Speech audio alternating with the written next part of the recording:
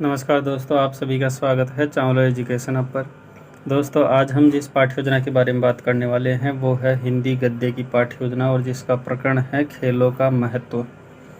दोस्तों, ये खेलों का महत्व है जो आप कक्षा 6, 7, 8 किसी भी कक्षा में बना सकते हो। आप प्रकरण आपका खेलों का महत्व संबंधित होना चाहिए। ठीक है, तो सबसे पहले पाठ्य योजना बनाने से पहले आपको सामान्य जो श्यामपट्ट कौशल या ब्लैक बोर्ड स्किल जिसे हम कहते हैं, जिसमें सबसे पहले आप ब्लैक बोर्ड पर विद्यालय का नाम लिखते हो। उसके बाद कक्षा, कालांश, विषय, दिनांक, दिवस, अवधि, यानी जिस भी कक्षा के अंतर्गत आप पढ़ा रहे हो उस कक्षा का यहाँ पे मेंशन कर दीजिए। उसके बाद विषय, दिनांक, जिस भी दिनांक को आप पढ़ाने जा रहे हो, दिवस वगैरह, ये सभी चीज़ें आप लिख सकते हो। उसके बाद है प्रकरण। प्रकरण का नाम आप ध्यान रखें, प्रकरण का नाम आप तब लिखते हो जब प्रस्तावना के बाद जब उद्देश्य कथन करते हो, तब उद्देश्य कथन करते समय ही प्रकरण का नाम ब्लैक बोर्ड पर लिखते हैं, उससे पहले नहीं लिखते हैं। सामान्यतः आप फाइल में बना रहे हो तो कोई दिक्कत नहीं, पहले भी लिख सकते हैं। उसके बाद देखिए, उद्देश्य की अगर बात करें तो सबसे पहले हम बात करेंगे सामान्य उद्देश्य जो कि हमारे विषय से संबंधित होते हैं। दूसरा हमारा विशिष्ट उद्देश्य जो कि हमारे प्रकरण या टॉपिक से रिलेटेड हम कह सकते हैं।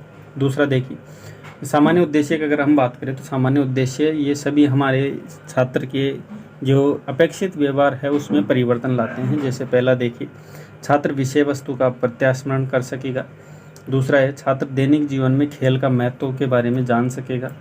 तीसरा है, छात्रों की तर्क शक्ति और कल्पना शक्ति में विकास कर सके। ठीक है, खेल के माध्यम से शारीरिक विकास करना इत्यादि, ये सभी क्या है, सामान्य उद्देश्य जो कि आप समझ सकते हो कि विषय के आधार पर आप कह सकते हो। उसके बाद देखिए, विषय वस्तु की अगर बात करें तो इसमें विषय वस्तु के आधार पर विशिष्ट उद्देश्य भी कुछ होते हैं, जिसमें पहला देखिए, सभी छात्रों को खेलों का महत्व के बारे में समझाना। क्योंकि टॉपिक हमारा खेलों का महत्व है तो मुख्य हमारा विशिष्ट उद्देश्य यही होना चाहिए कि बच्चों को खेलों के महत्व के बारे में समझाएं।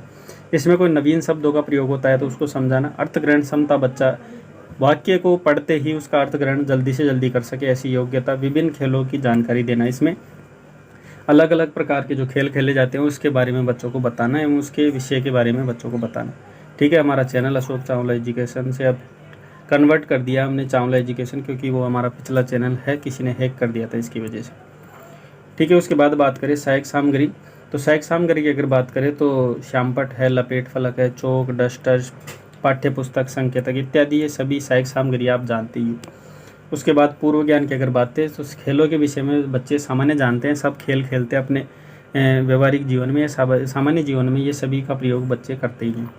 प्रस्तावना की अगर बात करें तो प्रस्तावना में दो मुख्य बिंदु होते हैं, छात्राध्यापक क्रिया, दूसरा छात्र क्रिया। छात्राध्यापक क्रिया में छात्राध्यापक कुछ प्रश्न करता है, छात्र क्रिया में उन प्रश्नों का छात्र उत्तर देता है। जिसमें पहला प्रश्न आप देख पा रहे होंगे, आप सभी दैनिक जीवन में क्या करते हैं? तो पढ़ते लिखते भी हैं, खेलना कूदना भी होता है, गाना बजाना, टीवी देखना इत्यादि बहुत से। हर विद्यार्थी अपने स्तर पर अपने अपने जो भी प्रकार के एक्टिविटी करता है वो सभी बताता है। दूसरा, आप खेल के किसके साथ खेलते हैं? तो दोस्तों के साथ खेलते हैं। तीसरा है, आप कौन कौन से खेल खेलते हैं? तो लुका छुपी, कबड्डी, खो खो, गिल्ली डंडा, क्रिकेट वगैरह, आप जो भी पबजी आप जो भी खेलते हो वो सब लिख सकते हो। उसके बाद देखिए, हमारे दैनिक जीवन में खेलों का क्या महत्व है? तो दैनिक जीवन में खेलों का महत्व, ऐसा बात नहीं है कि बच्चे इसमें बिल्कुल सामान्य हो जाएंगे, बिल्कुल चुप हो जाएंगे, ऐसा नहीं होता है।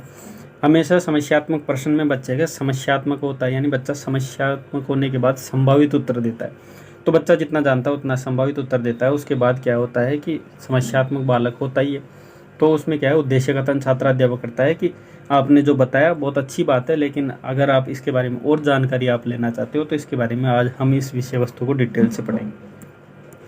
ठीक है, उद्देश्य कथन हो गया। और उद्देश्य कथन जब हम कर रहे हैं तो ऐसे बोलते समय ही हमने ब्लैक बोर्ड पर जो प्रकरण नाम खाली छोड़ा था वो प्रकरण का नाम आप लिख देते हैं।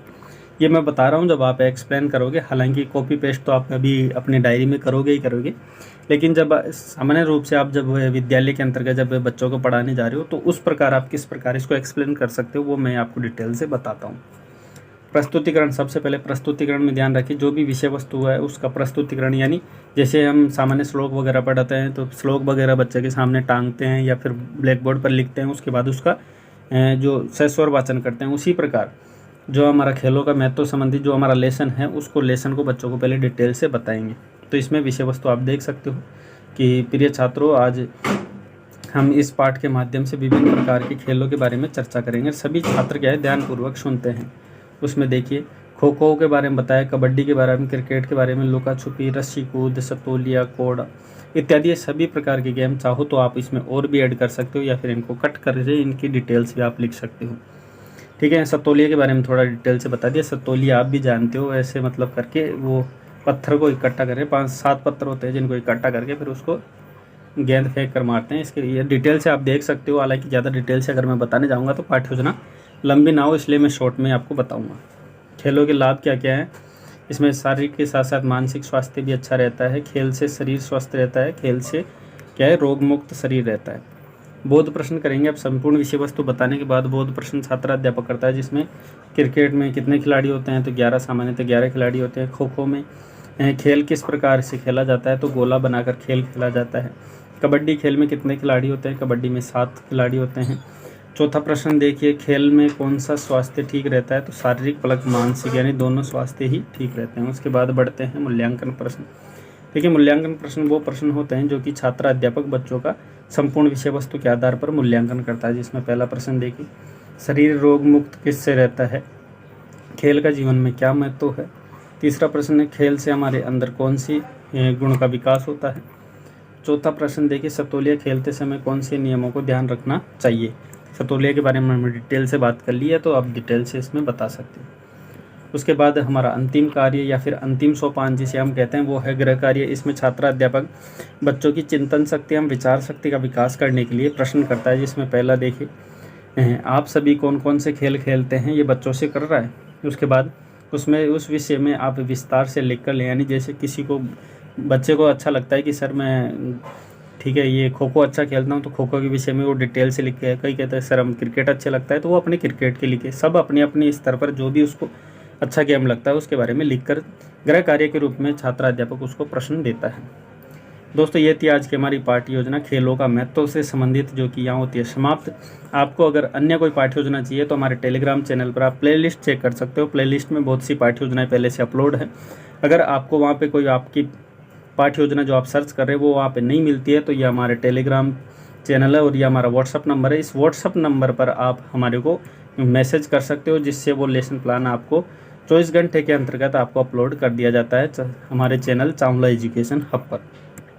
दोस्तों, चैनल को आप सब्सक्राइब कर लीजिए और वीडियो अच्छा लगे तो वीडियो को जरूर लाइक करिए। बाकी मिलते हैं ऐसी नई अपडेट्स और नए वीडियोज़ के साथ नेक्स्ट वीडियो में। वीडियो देखने के लिए आपका बहुत बहुत धन्यवाद।